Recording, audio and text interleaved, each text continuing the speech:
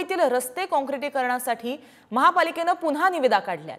आणखी 6000 कोटींच्या कामांसाठी पालिकेने निविदा काढल्यात।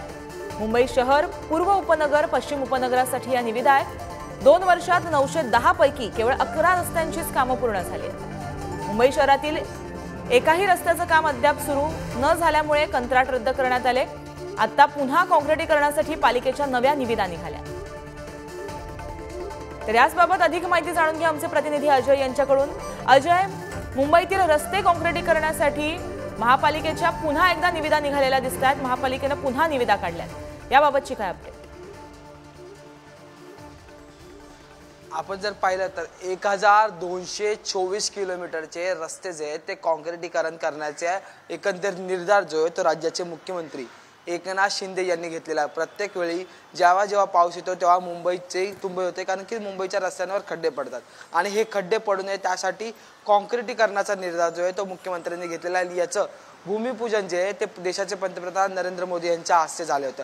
पण ह्यात सगळ्यात विशेष बाबमध्ये मागे जे 6000 कोटींचं कंत्राट काढलं होतं आणि 910 रस्त्यांचे काम दिलं होतं त्यातले फक्त 11 रस्त्यांचं काम झालेलं आहे। अशी परिस्थिती असताना पुन्हा एकदा आता 6000 कोटींचं कंत्राट जे ते काढण्यात आलेलं आहे। त्यात मुंबई शहरासाठी 1 रस्ता, मुंबई पूर्व उपनगरासाठी 1 आहे आणि बाकी मुंबई पश्चिम उपनगरासाठी 3 अशा निविदा काढण्यात आलेल्या आणि त्याचं संपूर्ण जर कंत्राट पाहिलं तर एकंदरीत 6000चा इथपर्यंत जाते। जर पाहिलं तर या संपूर्ण रस्त्याच्या मुद्द्यावरून विरोधकांनी किंवा मग ठाकरेंच्या शिवसेनेचे युवासेनेचे प्रमुख आदित्य ठाकरे यांनी थेट जो आहे तो निशाणा लावला होता, ते म्हणजे राज्याचे मुख्यमंत्री एकनाथ शिंदेंवर।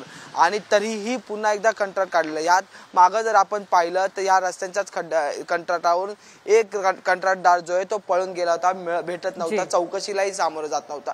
त्याचं कंत्राट जे आहे ते 1300 कोटींचं ते रद्द करण्यात आलं होतं। याची ही बातमी जी आहे ती अजय, नक्कीच अधिक अपडेट तुमच्या बरोबर घेत राहणार आहोत। असंच आमच्या बरोबर जोडलेले राहा। आपल्या बरोबर ठाकरेंच्या शिवसेनेच्या प्रवक्त्या संजना घाडी आहेत। संजनाजी, या आधी सुद्धा सरकारनं 2 ते 3 वेळा निविदा काढल्या होत्या, मात्र त्यावर काही निर्णय झाला नाही आणि आता पुन्हा एकदा निविदा काढण्यात येणार आहे, यावरती तुमची काय प्रतिक्रिया आहे? ज्या पद्धतीचं चित्र वारंवार निर्माण केले जाते, आम्ही गतिमान सरकार आहे आणि विकास सुरू आहे, हा सगळा कागदावर सुरू आहे। केवळ मोठ्या निविदा काढायचा आणि महानगरपालिकेचा जो निधी ज्यांच्या डोळ्यात येतो आहे, हा निधी कशा पद्धतीने त्याची विल्हेवाट लावता येईल कागदावरती आणि प्रत्यक्षात कोणत्याही सुविधा लोकांना द्यायच्या नाहीत। मोठमोठ्या निविदा काढून स्वतःच्या कंत्राटदार मित्रांची तजवीज करण्याचा जो किलवाणा प्रयत्न कायम शिंदे सरकार करत आहे आणि ज्याच्यावर माननीय आदित्य साहेब वारंवार घणाघात करत आहेत आणि त्यांचा रस्त्यांसंदर्भातला किंवा त्या संदर्भातल्या इतर निविदा फर्निचर संदर्भातल्या होत्या, या सगळ्या निविदांमध्ये वारंवार आदित्य साहेबांनी त्याची पोलखोल केल्यानंतर या निविदा अचानक रद्द केल्या जातात आणि पुन्हा त्या वेगवेगळ्या पद्धतीने काढून काँक्रिटीकरणाच्या असोत या माध्यमातून कशा पद्धतीने हा मलिदा निविदांचा लाटला जाईल याचा कार्यक्रम शिंदे सरकार आखत असतं महानगरपालिकेच्या माध्यमातून। पण त्याला विरोध करण्याचं काम आदित्य साहेब आणि शिवसेना उद्धव बाळासाहेब ठाकरे गटाच्या वतीने आम्ही करत राहणार आहोत आणि जागता पहारा आम्ही महानगरपालिकेवर देत राहणार आहोत। जी, त्याचबरोबर या संपूर्ण निविदा ज्या काढण्यात आलेल्या आहेत किंवा काढण्यात येणार आहेत त्याची अंमलबजावणी होईल की नाही, काय वाटतं तुम्हाला याबद्दल? त्याची अंमलबजावणी करायची, प्रत्यक्षात ह्या निविदा निघतातच आहेत ना, तुम्ही बघितलं ना तर हा काँक्रिटीकरणाचा विषय आहे। महिलांच्या संदर्भामध्ये ज्या अंत्योदय योजनेसंदर्भातून निघणाऱ्या मशिनरींचा विषय आहे। मोठमोठ्या कोटींचे आकडे फुगून निविदा निघतायत आणि प्रत्यक्षात त्या संदर्भातली कामं केली जात नाही, त्याची अंमलबजावणी होत नाहीये। त्याच्यामुळे हा सगळा फार्स आहे की हा महानगरपालिकेचा निधी कशा पद्धतीने आपल्या खिशात वळता करायचा कंत्राटदार मित्रांच्या माध्यमातून। त्यामुळे याची कामं प्रत्यक्षात मला वाटत नाही होणार आहे। तुम्ही जर यापेक्षाही आणखी महानगरपालिकेत नगरसेवकांच्या माध्यमातून जो निधी जायचा याची आपण जर पाहणी केली तर अक्षरशः लोकांचे प्रचंड विरोध त्या ठिकाणी होत आहेत। कारण कामाचा दर्जा अत्यंत खालावलेला आहे. त्याच्यामुळे काम काय होतंय किंवा होतंय काय नाही याच्यापेक्षा मोठमोठ्या निविदा काढायच्या आणि आपल्या खिशात हा पैसा वळता करायचा, एवढं काम सुरू आहे. जी संजनाजी, अशाच आमच्या बरोबर जोडलेले राहा. आपल्या बरोबर शिंदेच्या शिवसेनेचे प्रवक्ते अरुण सावंत आहेत. अरुणजी, विकास हा फक्त कागदावरच आता सध्या सुरू आहे असं विरोधकांकडून वक्तव्य समोर येत आहे, यावर तुमची काय प्रतिक्रिया? नाही, हे विधानच मुळात हास्यास्पद आहे.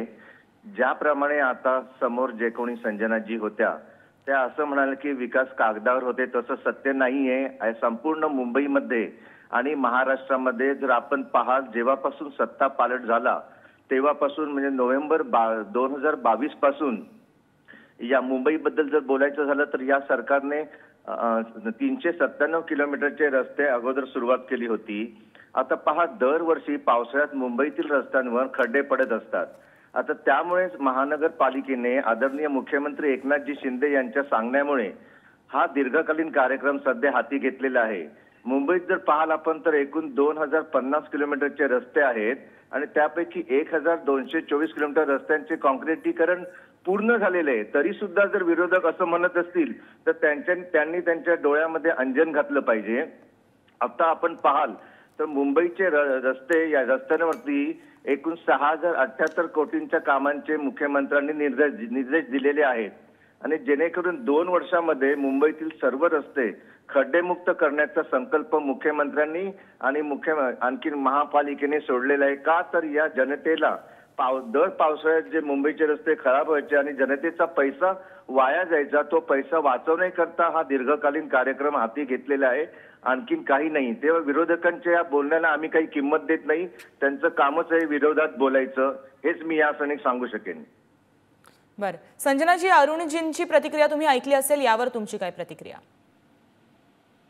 यांचे हे कार्यक्रम आहेत, हे मोठमोठे आकडे सांगायचे, प्रत्यक्षात ही कामं होत नाहीयेत.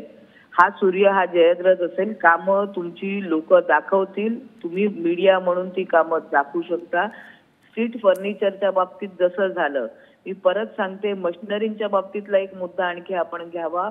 महिलांना जे शिलाई मशीन, शिवण यंत्र देत आहेत, दुप्पट भावाने काही कॉन्ट्रॅक्टरना हा मलिदा वारंवार त्यांच्यापर्यंत पोहोचवला जातोय. कंपन्यांची पत्र पडली आहेत, अर्ध्या भावामध्ये त्या मशिनरी द्यायला ते तयार आहेत, पण त्याच्यावर महानगरपालिका काही करत नाहीयेत.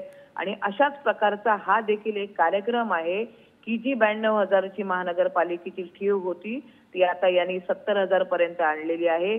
मग तो स्ट्रीट फर्निचर घोटाळा असो, रस्त्याला केलेली लाइटिंग असो, आज कुठेही या लाइटिंगचा पत्ता नाहीये. पूर्ण मुंबई त्यांनी चमकवली. एका पावसानंतर सगळा काळोख परत रस्ता आहे तसं झालेला आहे.